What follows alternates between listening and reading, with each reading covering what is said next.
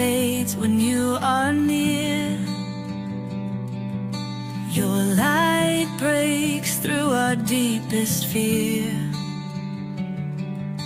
You make the Ito broken tanong ko sa'yo, heart sabi ko, tutulan ko. rejoice. Yung patungkol sa Sabat. Ito tanong ko sa'yo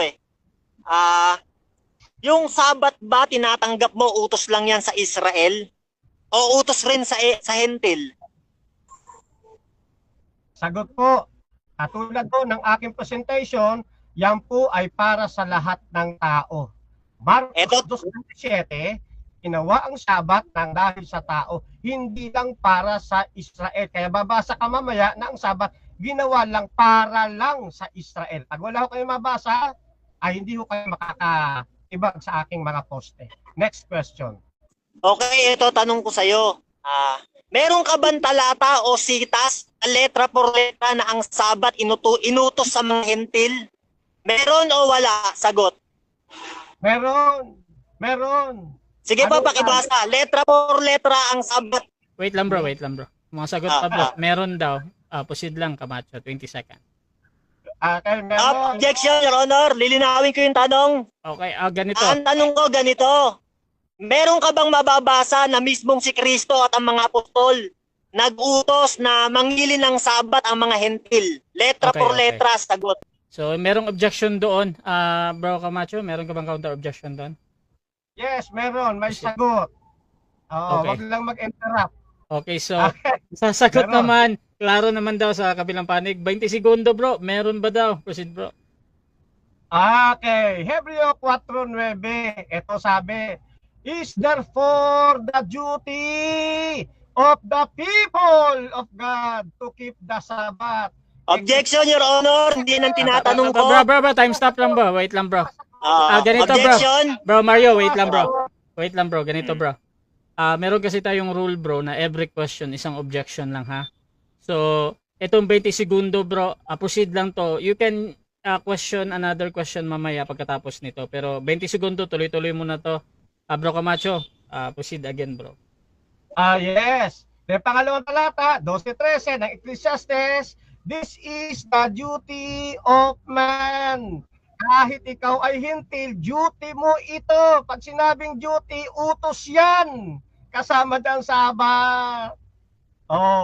Maliwanag yan eh. Unawain mo lang. Next question, 20 seconds. Okay, next question.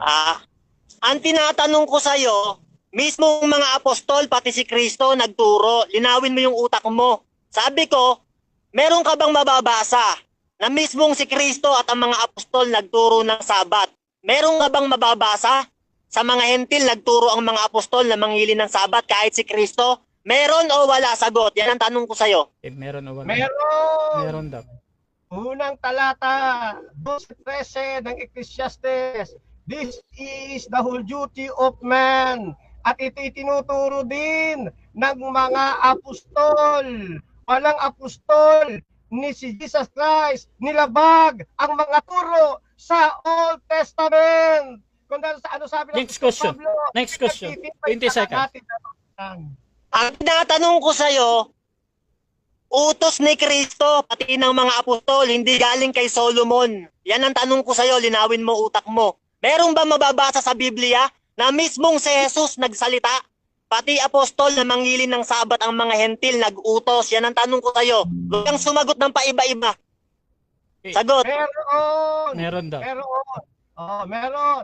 12:13 ng Objection mo, Director. Time stop mo na.